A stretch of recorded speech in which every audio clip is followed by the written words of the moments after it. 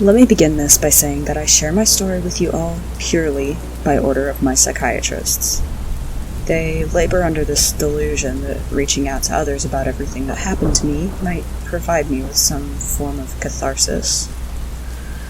Personally, I'm more inclined to believe that it's because they know I've not been taking my sleeping pills at lights out. I tried explaining to them why. I can't stand to see their faces. The nightmares are always the same. They surround me with their pasty, complexionless faces, with bright crimson face paint on their wide-open eyes with no lids, and their split-open grins carved from ear to ear. They just stand there, giggling and asking me, "Would you like a balloon?" I suppose that's where my story would truly begin, with that one innocent question. Or rather, the reason that question now haunts me in my sleep. Happy World. Happy World, home of everlasting smiles. And that was their tagline. Unfortunately, it was far too fitting for those who weren't lucky enough to ever get out of the place. Those like my best friend, Derek Cromwell. I still remember those earlier days. I met Derek when I was 12 years old. Me and my folks moved down here to Tennessee from New York after my father lost his job there as a car salesman. I remember back then thinking how quiet it was compared to the urban chaos I'd grown up in previously.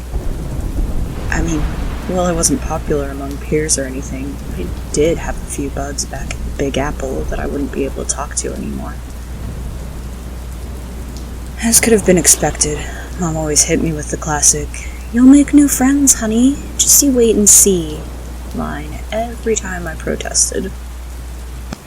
Only 2 weeks after we moved here, there I was, standing in the Blockbuster Video located only about a mile's walking distance from the new neighborhood. I know, talk about convenience, right? When I ran right into him.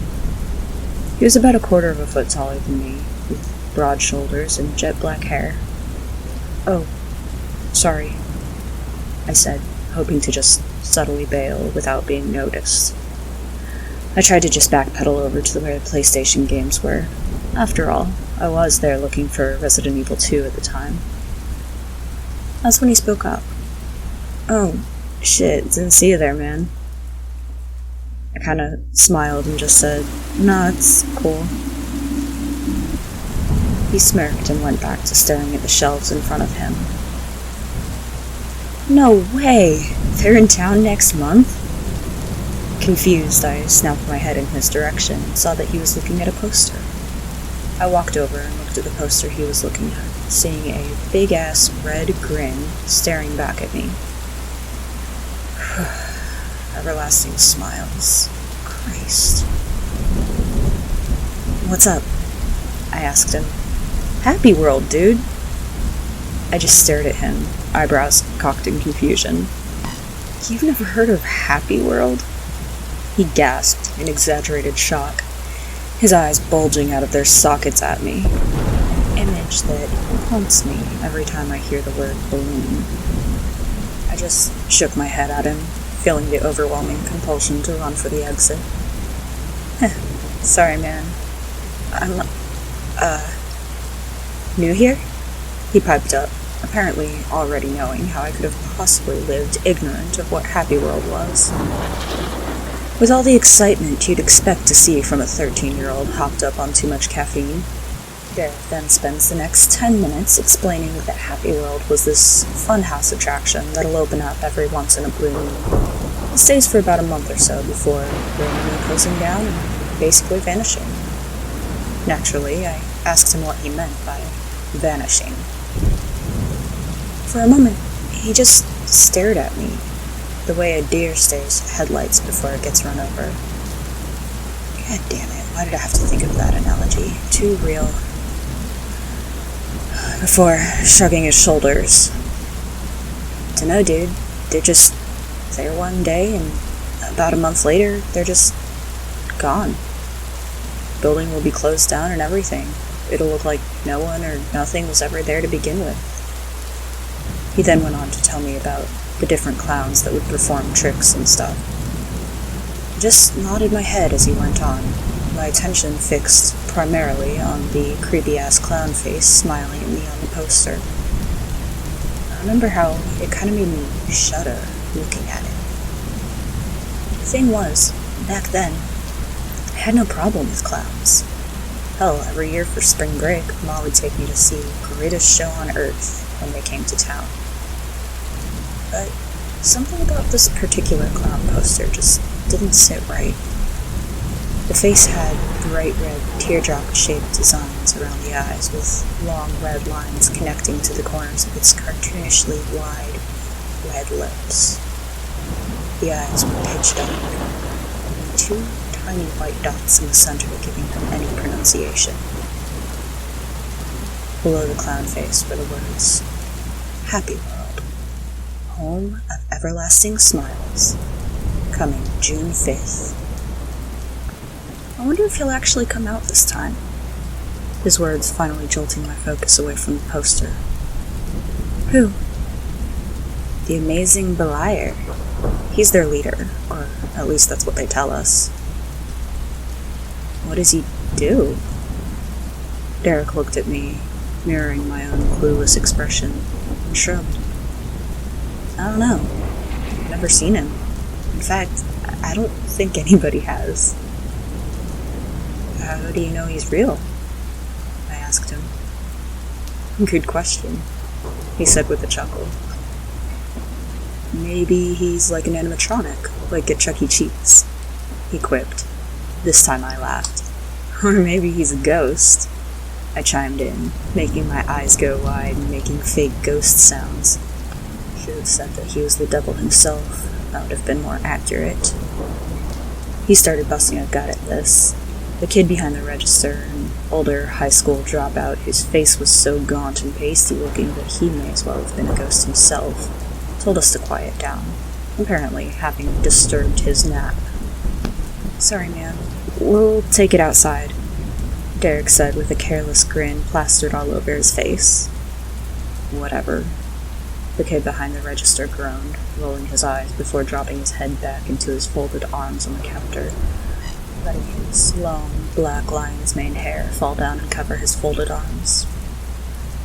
Yeah, go back to your paid beauty nap, jackass, I remember thinking with a smirk. We left the store and started walking down the sidewalk, laughing like the goofball kids we were. He told me some of his theories his friends had about the amazing Belial, like the one about him having 3 eyes and being able to tell your future, and other outlandish ideas like that. We just went on, walking and talking like this for about another half hour before I figured I should start heading back home. Hey, wait! He exclaimed, putting a hand on my shoulder. What's your name, new kid? Oh, Linus. Linus Davies. I'm Derek. Nice to meet you, Linus. He held out his hand. I told him it was nice to meet him too, and shook his hand. You're pretty cool, Linus. I hope we can hang out some more. I grinned and said, Me too, before parting ways and heading home. On the way home, I thought about one thing. Happy World. I won't lie. Despite the fact that I was too old to be into that kind of shit, I was intrigued. The next day, I decided to walk to Blockbuster Video again on the off chance that he might frequent the place. I wanted to ask him more about Happy World, like, were there age restrictions? What were the other clowns like? And so on. Sure enough, there he was, along with 2 of his buddies. They didn't seem to notice me, so I was able to listen to the latter half of their conversation about what else but the creepy clown poster. So, are you guys planning on going? Derek asked the kid on his left, a short, lanky boy with curly bright orange hair and glasses. Can't. Folks are out of town for a business trip. The kid winked and nudged Derek's arm before taking a swig of his surge. Okay, Ray's out. What about you, Corey? He asked the kid on his right, a tall, pudgy kid with a brunette mullet wearing a black leather vest over his Danzig t-shirt. I don't know. Don't you think this routine's getting kinda old? What do you mean? Don't you want to finally see him? The amazing Beliar? I don't know, man. We keep going and we never find him. Got a point, dude. Ray chimed in.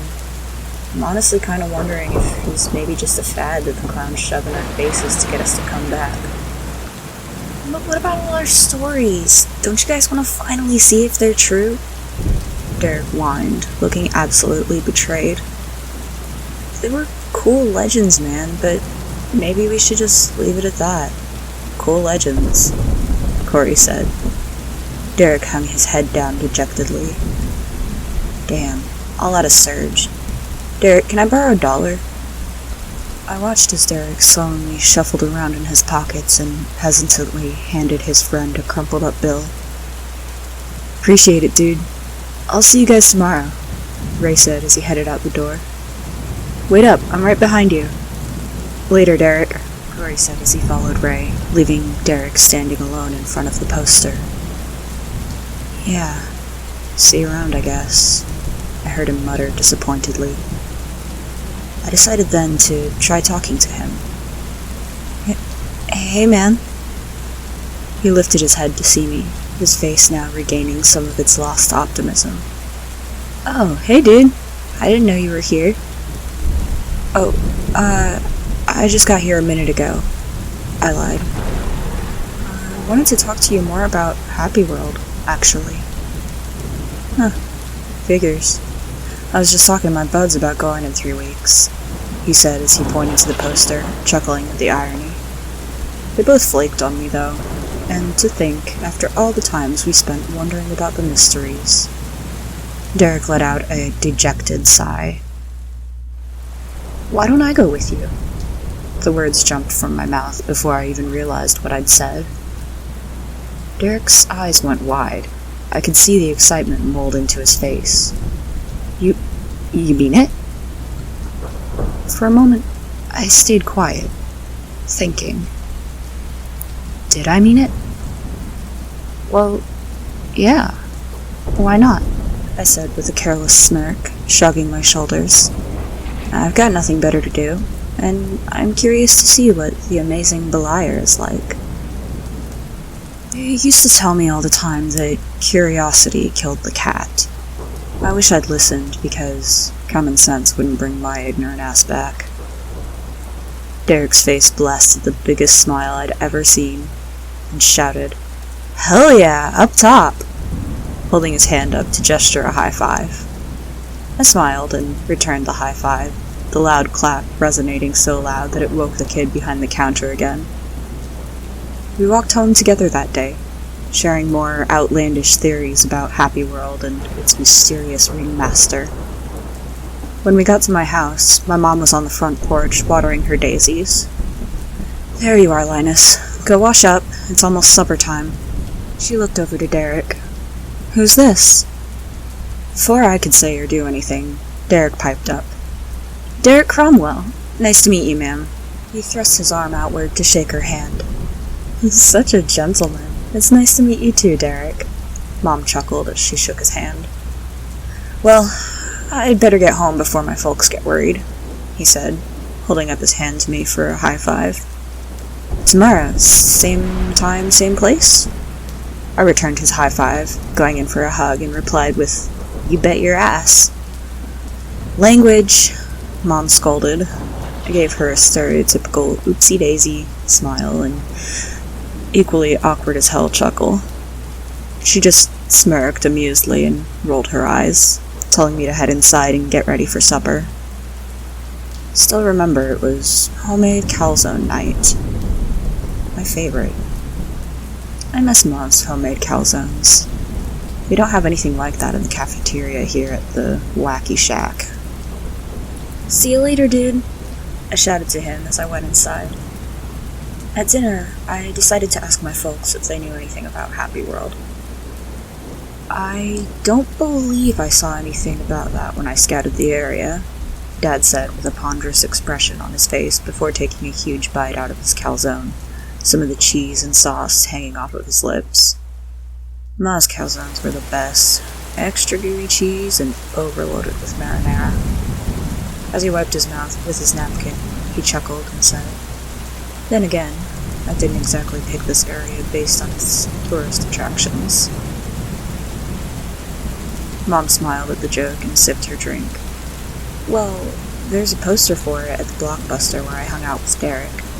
He says it's this cool funhouse that's coming to town in 3 weeks, and I thought it'd be fun to check it out. He says it disappears randomly, and there's a mysterious clown nobody's ever seen before." Dad paused for a minute before saying, "That sounds cool and all, son, but we have to keep an eye on our money.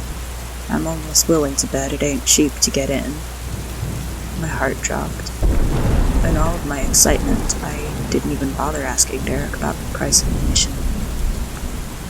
My head slumped down pitifully, wanting to plead my case, but realizing that to be a futile effort. That's when Ma, wearing the sly grin that all mothers have when they've concocted an idea, piped up. "I know. Why don't you go around the neighborhood tomorrow and see if any of the neighbors would be willing to kick a few bucks your way for some manual labor?" I looked up at Dad, who nodded over to Ma and shrugged his shoulders. In all honesty, it didn't seem like a half-bad idea to me.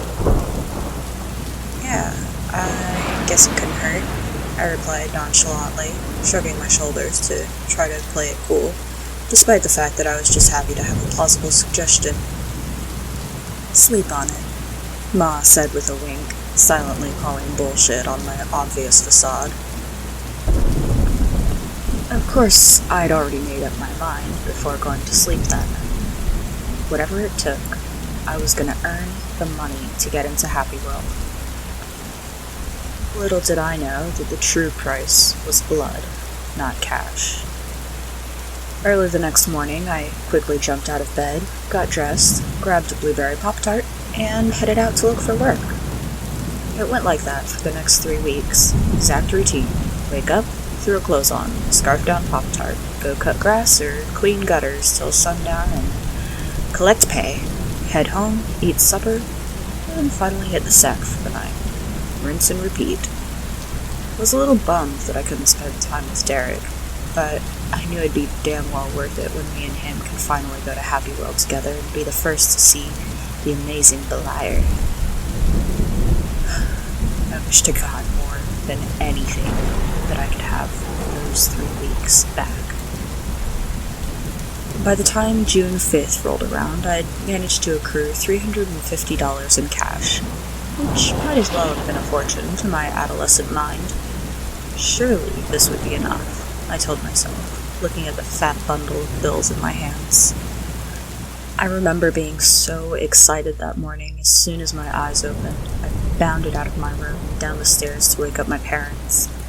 "Ma! Dad! Wake up!" I remember shouting at them, shaking them until they stirred awake, groaning. "What time is it?" Dad whined, shielding his eyes from the early morning sunlight from the window. "Linus, honey, it's too early."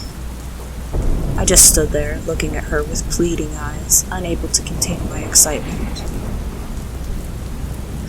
All right, go on and get dressed," she said with a warm smile, despite the fact that she was still half asleep. "Fucking A," I shouted, forgetting that my parents were still present. "Language," Ma groaned reprimandingly. "Right. Sorry." I apologized with that all-too-familiar, awkward-ass chuckle.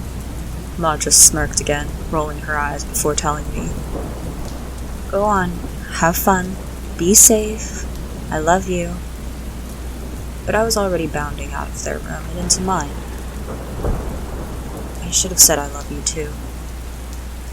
Wherever she is now, I hope she knows that I love her, and I miss her so much. I threw on a t-shirt and jeans before making a pit stop to the kitchen for a Pop-Tart on the go. I thought for a moment and decided to grab a second pack for Derek. It would be his last meal, before sprinting out of the front door and up to the Blockbuster, hoping I'd meet Derek there. "Where have you been?" Derek exclaimed as soon as he saw me. Sure enough, he was there, standing outside of the Blockbuster video. Hey, listen man, I'm sorry we couldn't hang out. I've been busy trying to earn money for Happy World. He just smiled and pulled me into a giant bear hug. I returned with a bear hug of my own as he said, "Heck, none of that matters now. I'm just happy you made it." Just then, this girl who looked around my age came walking out of the Blockbuster.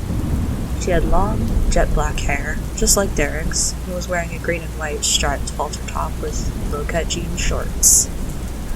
I remember looking into her oceanic blue eyes and instantly starting to blush.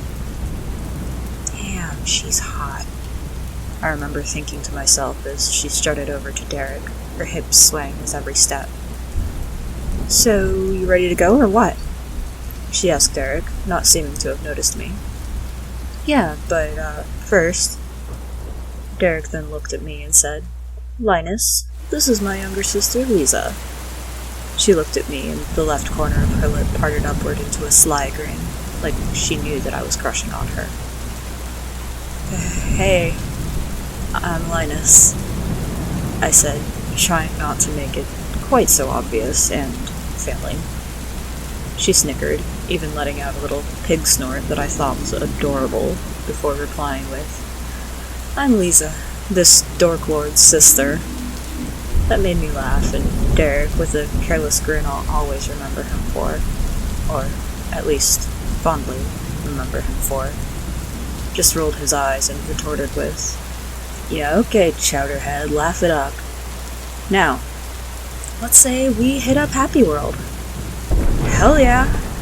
I shouted as me and Derek went in for a high five. "Oh, I almost forgot," I said, pulling out the pack of Pop-Tarts that I'd reserved for him.